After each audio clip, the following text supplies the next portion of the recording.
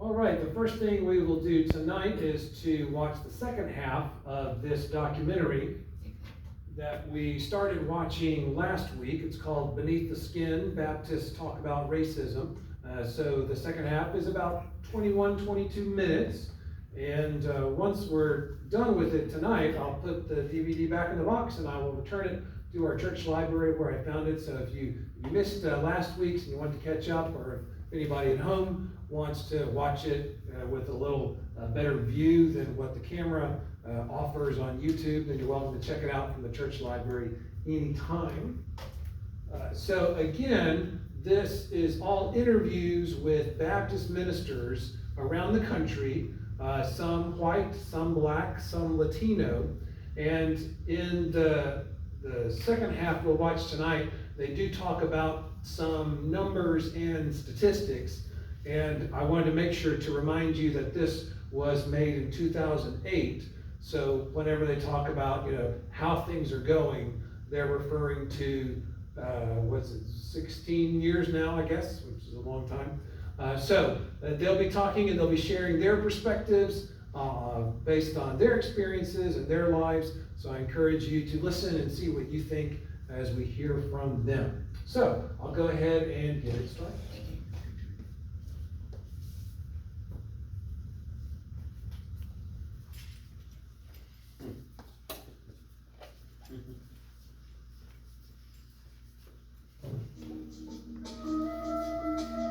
It's as simple as being stopped by a policeman and asking for identification, but he refuses to tell me why he has stopped me.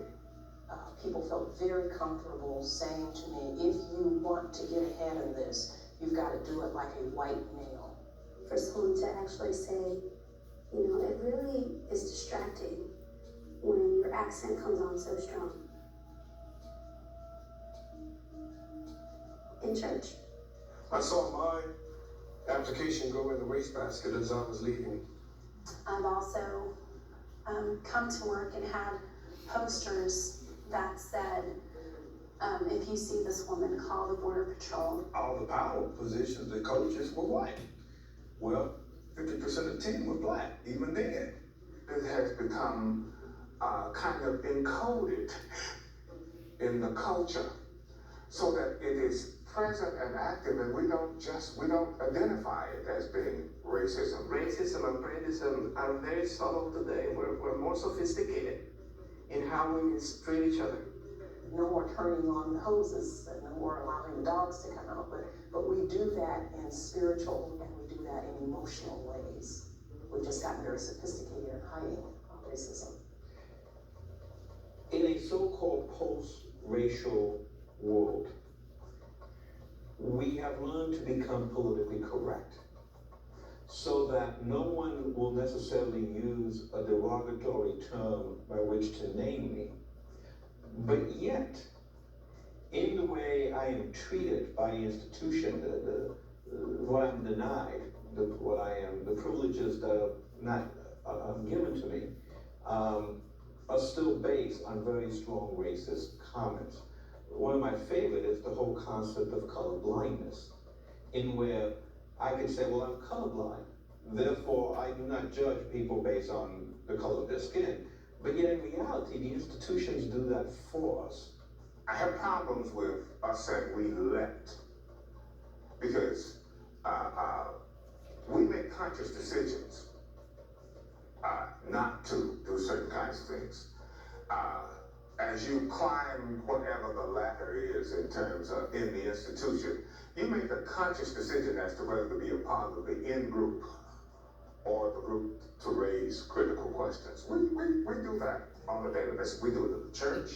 And so we've got to roll up our sleeves and find ways to successfully dismantle those systems and those feeder systems that lead to some persons not being able to fully mirror what it means to be a person or a child of God compared to others in this culture.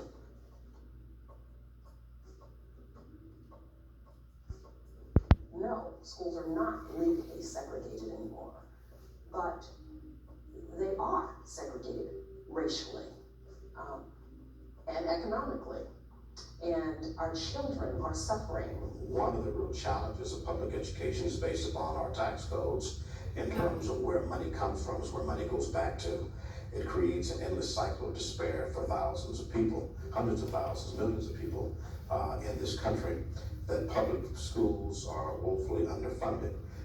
You have white flight out of the urban centers into the suburbs. You also have black middle class flight out of many of our urban centers to the suburbs, which leads pockets of poverty and despair and a very low tax base for those persons to be educated. The criminal justice system, the court system, is one of the most clearly manifestations of racism, and it's a power, but it's also a way of thinking. It's an irony that in a country that proposes to be a place of liberty, that we have one of the highest number of people incarcerated in the world. I was at a barber shop when I had hair not too long ago, and I was sitting around with 10 or 12 guys, and we were just talking on Saturday morning, and then the conversation rolled around to people being in jail, and who was in jail, who wasn't in jail. And I found that out of, say, the 12 people that were in the barber shop that day, only 2 of us were not in jail or on parole or on probation. In the state of Georgia, they fought over that predatory lending and payday lending. Each legislative session, it seems like something else is coming up about it. But you also take a look at the areas where it is very prevalent. In the west end of Louisville, which is predominantly the poor and unfortunately where the minority population lives, there are far more payday lending institutions than there are traditional banks. You may have a lot of immigrant workers coming in. You may have a lot of factories where they can work cheap labor. So that's what they want. They may need it in the middle of the week because they're trying to catch up with something. Payday lenders are there. And they seem to thrive in Black and Hispanic communities. Those communities that may not have a relationship with financial institutions. I think it's a way to keep us even further behind. Because if you have to pay the exorbitant fees that they charge, that's money that you could use for groceries, for paying your bills. If you know football, you know that oftentimes a crackback is a block that you never see. You can be running, going for the play, trying to make a play, and then out of nowhere, bam! And I relate that to what happens to Black football coaches oftentimes, is that, you get excited about, man, well, the AD called me, or I had some interest from the school called me, and I think I'm a candidate for this position, and I'm excited. The next thing you know, out of nowhere, bam! And in fact, in many of my presentations I do on this topic, I said race defines space for African American football coaches at Division I college and universities. It's the race issue that keeps you from getting opportunity, not the qualification. The infrastructure in the hiring of coaches is very different than the access to opportunity for the players.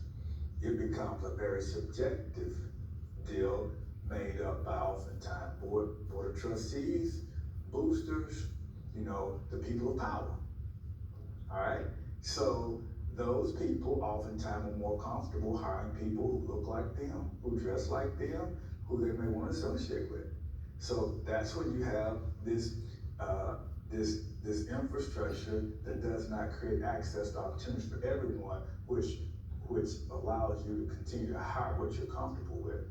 The immigration issue, on the surface, it looks as if we are talking about economics and honoring laws and keeping jobs for Americans. Anti-immigration has become anti-Hispanic, so therefore it is a form of racism. The whole dialogue about immigration now and the whole sentiment of anti-immigration is definitely a brown issue. There are a lot of other undocumented immigrants in the United States that are not brown, and that they have remained invisible through this whole dialogue, and they will continue to be invisible because it is the way that the discussion is framed. It is a brown problem. It is a browning of America that is a problem. I have to confess that in this immigration issue, that when it did come up in Baptist discussions among leadership, that I was rather surprised at the negative sentiments that I heard in some of those discussions among leadership, not just among the membership, but among leadership. I thought that if you read the scriptures and that you end up with a certain predisposition to be kind to the poor, to be loving and merciful and kind, because Jesus, that's the Jesus thing. That's what Jesus wanted. When you began to look at where the power resides and where the resources reside, that is not accidental. In my mind, at least, I think that we're looking at two things. We're looking both at race and socioeconomic issues. Because you find racism intertwined with economic exploitation and the fact that a healthcare system only provides services for people who can pay for it, and then when racism gets intertwined into that, it makes it a double whammy for people who are black and poor. So it's not just, we got a couple of other isms to add to racism, but it's all about exploitation and power. I believe that race is a double whammy. Socioeconomic conditions make it worse, but I think that race, coupled with socioeconomic difficulties, almost make it impossible in 21st century America to move past the issues of racism. It's hard for someone to work their way out of poverty unless they're very well educated or they have a strong support system around them. The slogan that we pull ourselves from our bootstraps, and so many of these things are lies to begin with. This is what it's like to. I've yet to see somebody pull themselves from the bootstraps. I came from Mexico when I was 15 with no money, no education. I was able to get an education in the United States. I'm Vice President for Academic Affairs at the Baptist University of the Americas. But I can tell you, I did not pull myself by my bootstraps. There had to be people who came over alongside and helped me carry my burden. That is the other imagery, carrying one another's burdens.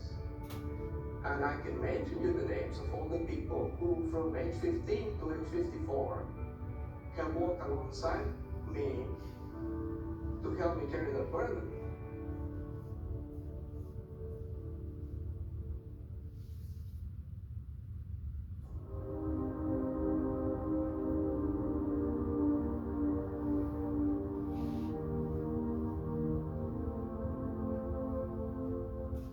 The church just needs to be honest and begin to really talk about these issues in a way that I don't think that we're really talking about them. I think we do when we get together in each other's houses, but on the public forum or from the pulpit or from the Sunday school classrooms, I don't know if that's happening. We need to be able to admit that there are these prejudices happening not only outside of our church, but sometimes inside of our church as well. We get having conversations, and it doesn't matter if it's an all-black church. Within that community, maybe it's safer there. Maybe there's more of a comfort with blacks talking to blacks, Hispanics talking to Hispanics, whites talking to whites. Within those churches, within those homogenous groups, begin to have some conversations about race. What stories do you have? What baggage are you carrying? What pain does it hold? Where have you experienced racism? Where have you inflicted racism? I think we have to be able to say to each other what we need to say among those three groups, the black, the brown, and the white. We need to be able to sit down with each other as part of the same family, the family of God, and be able to say what we want to say, and give each other the room to speak without prejudging.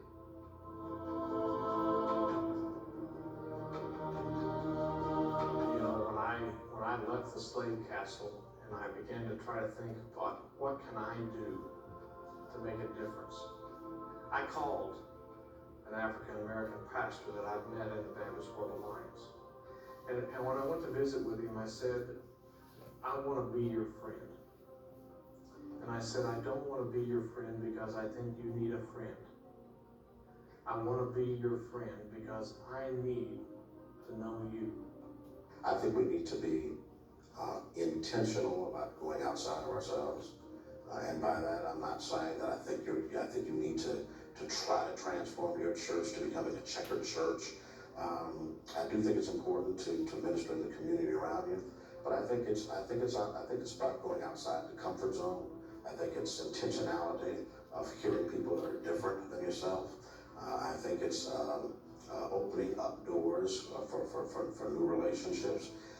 I think it's very important when we engage other cultures that we realize that we have a culture, whether we're white, black, Hispanic, and so we need to know ourselves in order to engage another culture, because difference is something beautiful and it is something to be celebrated, but we cannot negotiate difference unless we're willing to talk about it and to realize where we ourselves are. The whole issue of race relations, for as long as I've been in the United States, is a tourist approach. I'm a tourist in the Anglo context, or I'm a tourist in the African American context. And so we don't get to know each other really. We just kind of tour each other's neighborhood. But we don't care about that.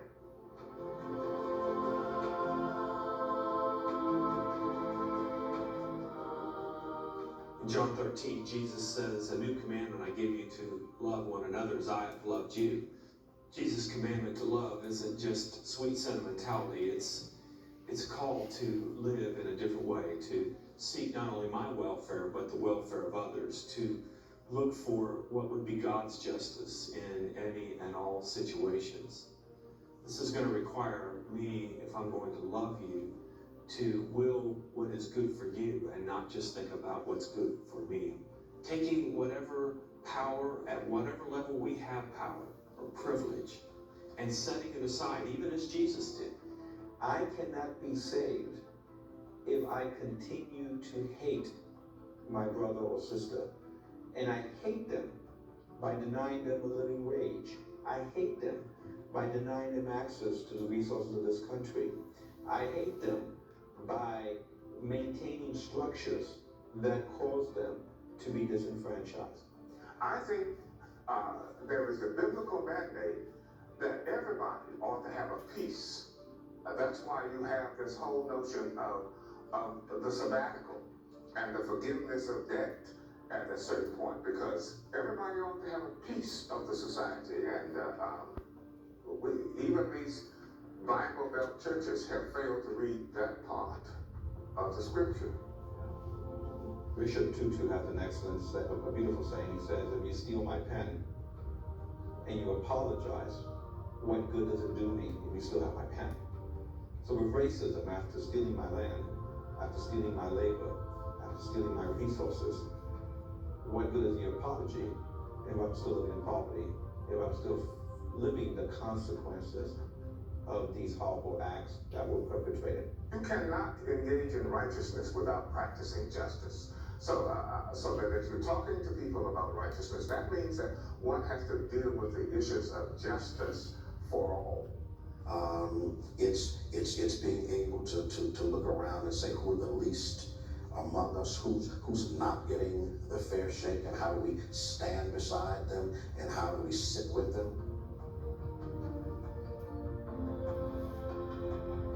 It's in the church I serve in Louisville, Kentucky, Highland Baptist Church.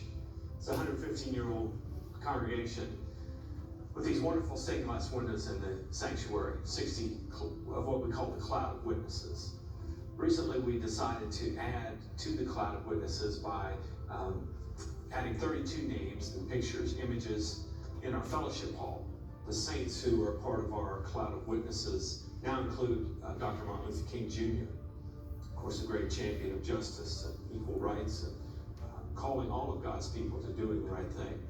Near King's window is the window of Dr. Henley Barnett, beloved professor of Christian ethics at our nearby seminary for many, many years. It was Dr. Barnett who brought Dr. Martin Luther King to the seminary back in the 60s. Very controversial at the time. There are no Martin Luther Kings without a Dr. Barnett. Those persons who were willing to take a risk, to put their lives on the line, are the folks that have really created the movement. Dr. Barnett was vilified for this act by Southern pastors, and many of their churches threatened to withhold money from the seminary because Dr. King had been invited to come and speak. But I dare say that a lot of lives were changed that day. Not only those who sat in the seminary chapel and heard Martin Luther King, but by those of us who came afterward, who weren't there on that day, but knew that that's part of the legacy of what it means to be the people of God and what it means to be a Christian ministry, was to stick your neck out as Dr. Barnett did in inviting Dr. King.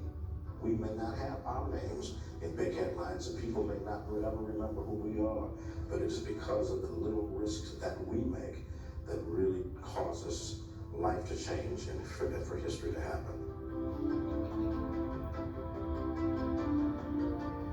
Be what you are. You are reconciled to God in Christ. So behave as if that's true.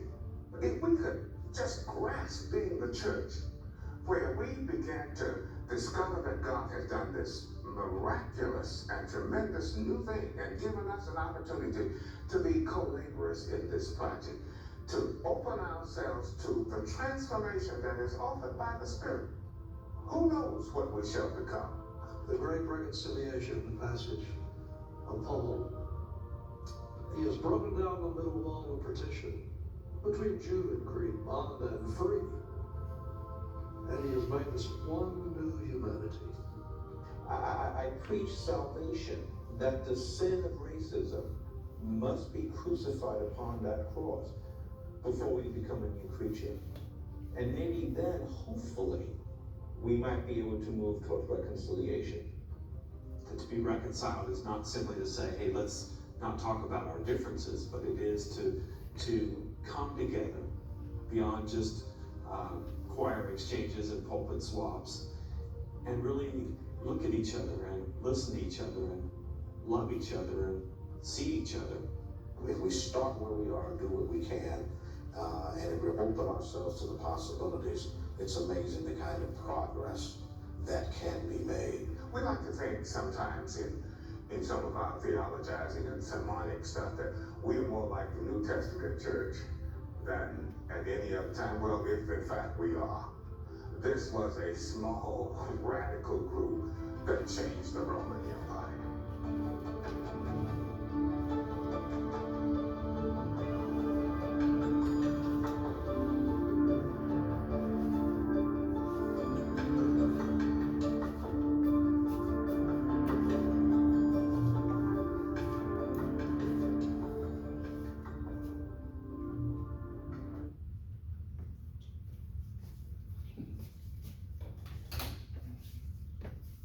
All right, a lot of stuff in those interviews, some heavy stuff.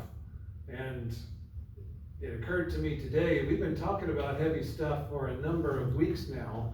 And before we talk about things that stood out to us in the video, I just wanted to give some appreciation and recognition to you all for coming on Wednesdays to hear and think about issues that aren't the happiest and easiest topics to think about.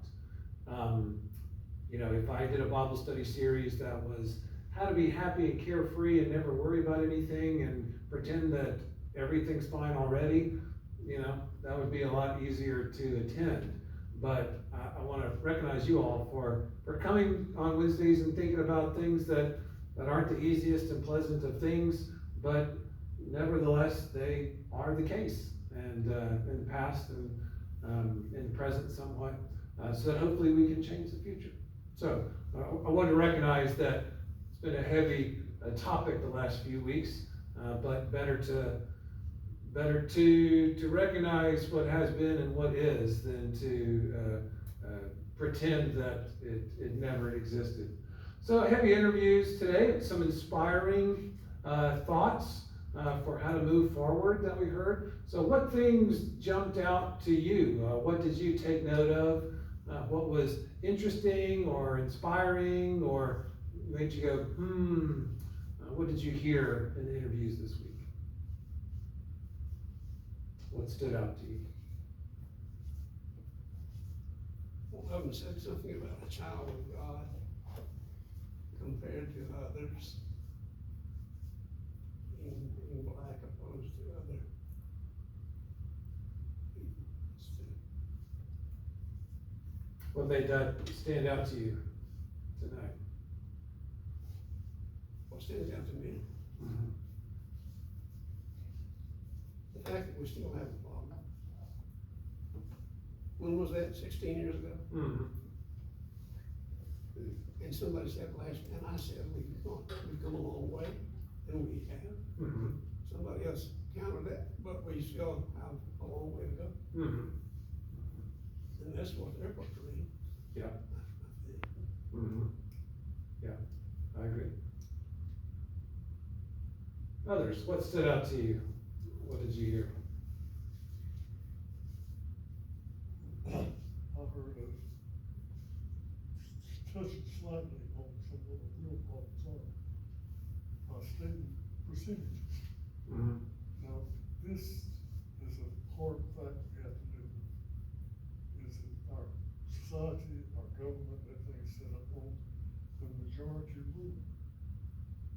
All rules are passed that way. All legislators are passed that way. When you're looking at when I'm done with it as an educator, it was 12%, now it says 15%, but let's just say it is 15%. You can't let 15% of the population dictate to the other 45% or 35%. There's the point there where the majority can rule, but be honest and level with the majority. But nonetheless, how do you take those percentages and balance it out to a 50-50? It just can't be done. So, yes, we have a problem. Yes, there are minorities. We're the only country in the world that leans as far as we do lean to try to level the playing field. And in years to come, I guess it will be more level than it is now. But still, our voting system, and one thing that scared me to death, we've got politicians now that have forgotten the rules, and we're fixing to put into office felons, which, heaven forbid, that ever happen, but it's like we're not. Here again, we were not set up that way. Criminals were not supposed to hold public office. But that's another story. But like I said, these percentages are hard to deal with, simply because, like I said, in the money, the educational system in North Carolina and most states is funded by taxes that is on property. Well, in the South, few people own a major part of property. That's how the taxes are. Well, when you work with the school system, and realize these county schools do not have the tax basis to support their systems. It makes it tough, because the money is what makes all the difference. And the system that I was with, the city system, we were comfortable, very comfortable with it. But at the end of the 8th grade, these children were moved from much substandard school, moved into a high school, that require services in, and some of them could not even read or write. Yeah, one of the interviewees had talked about that very principle of the differences that the schools will get in terms of funding based on who lives around them and the taxes that are paid. So therefore, some schools might have less resources, can pay teachers less, the students get a substandard education or have less materials to use. When I lived in Franklin County, we had a pretty decent school system there in Lewisburg and Franklin County.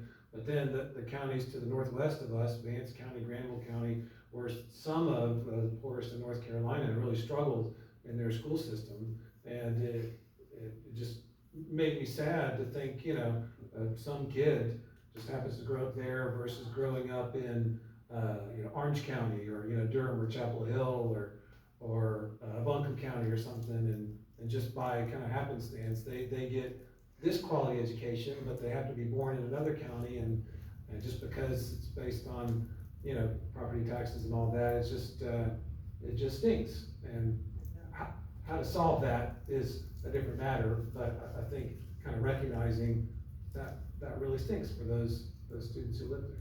Yeah. Well, but think about the little Native American kid that grew up in Robeson County.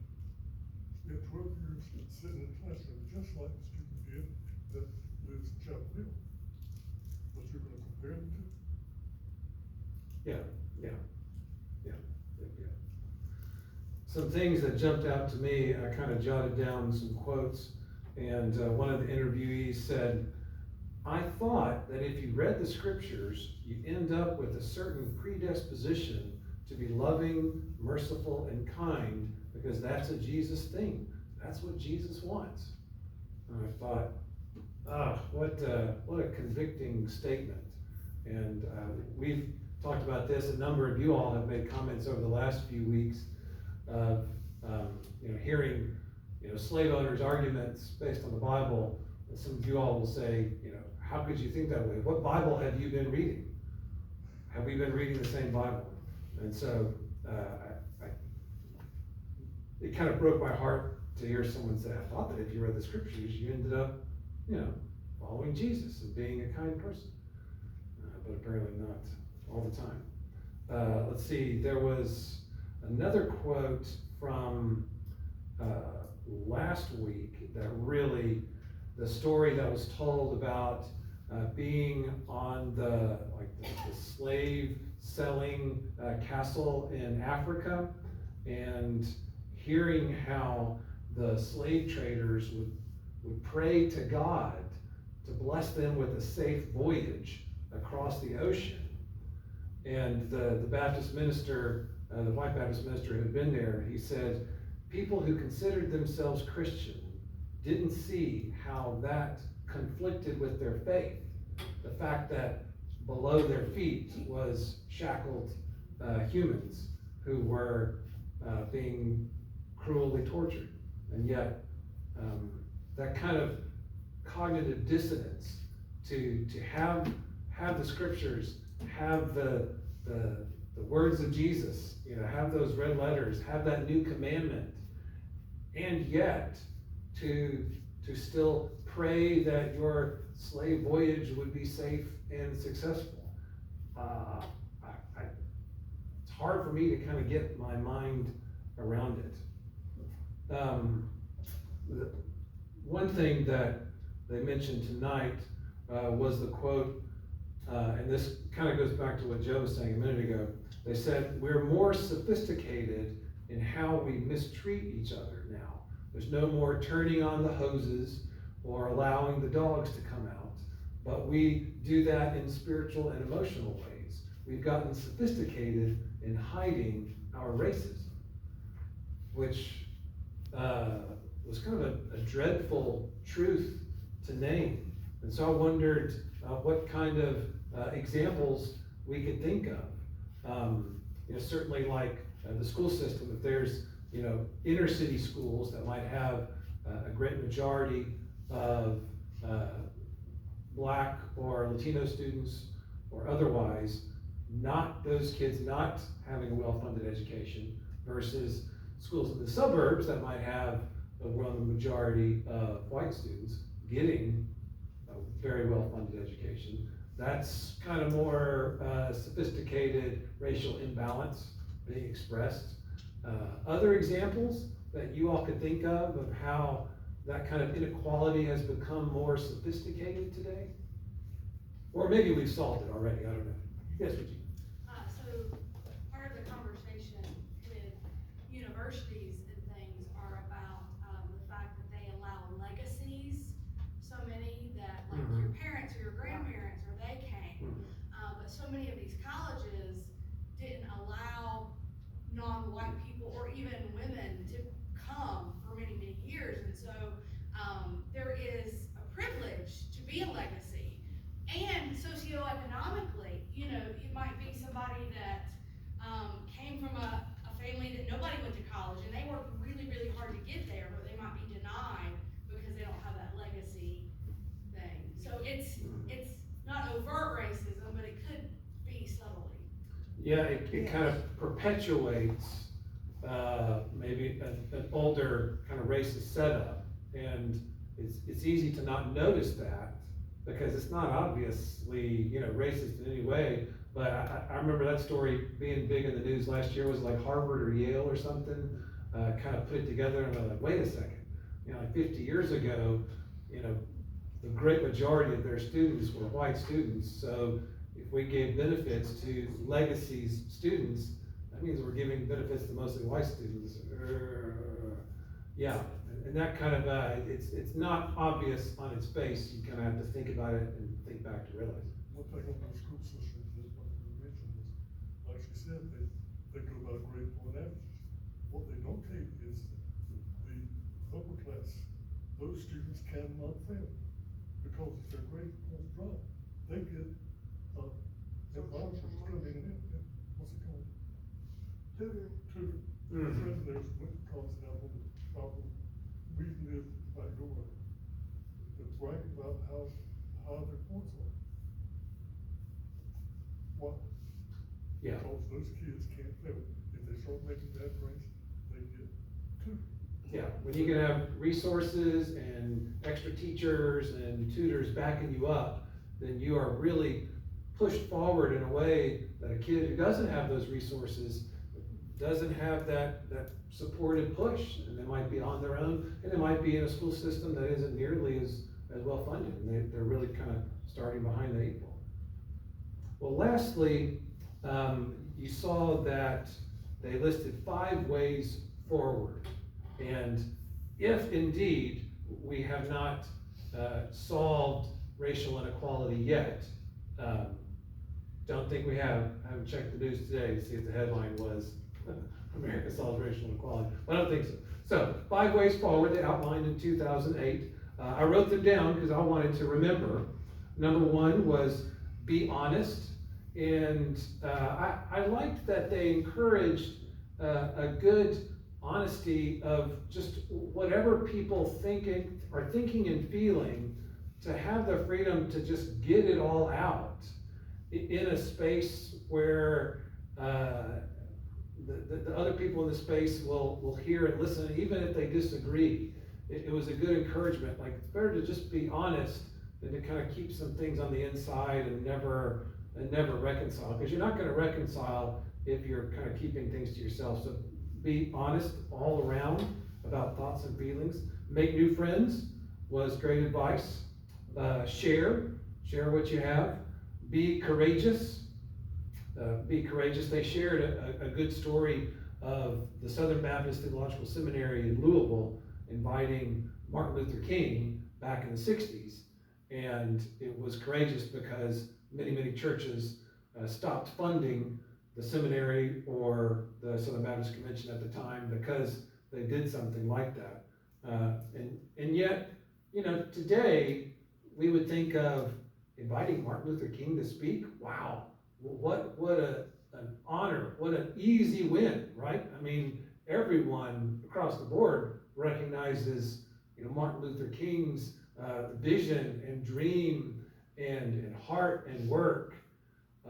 So it seems so strange now. It'd be obvious now, but back then it was indeed courageous. So it takes some courage at first, that we need to kind of step out and take those courageous steps, so that number 5, we can be reconciled, was number 5.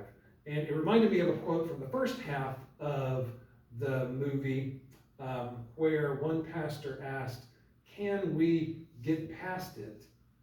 And if so, how? And then I like that they kind of outlined some steps for how we can get past it. And like it says on the midweek handout tonight, just like a wound takes treatment and tending to heal, wounds of the soul, social wounds of community need treatment to heal. If you have a broken arm, you can't just put a Band-Aid over it and assume that things will heal well. So we need to think about what can we do to tend and treat the wounds that are in our society, that have been there a long time, that maybe there was a Band-Aid put on top, but it needs some real deep down healing. So how can we be reconcilers and courageous and share and make new friends and be honest at the same time? So those are the encouragements that I got from the movie, and I hope that you will take those ways forward as encouragements in your life, certainly this week and in the weeks ahead. So go in peace to love and serve the Lord, and I'll see you next week.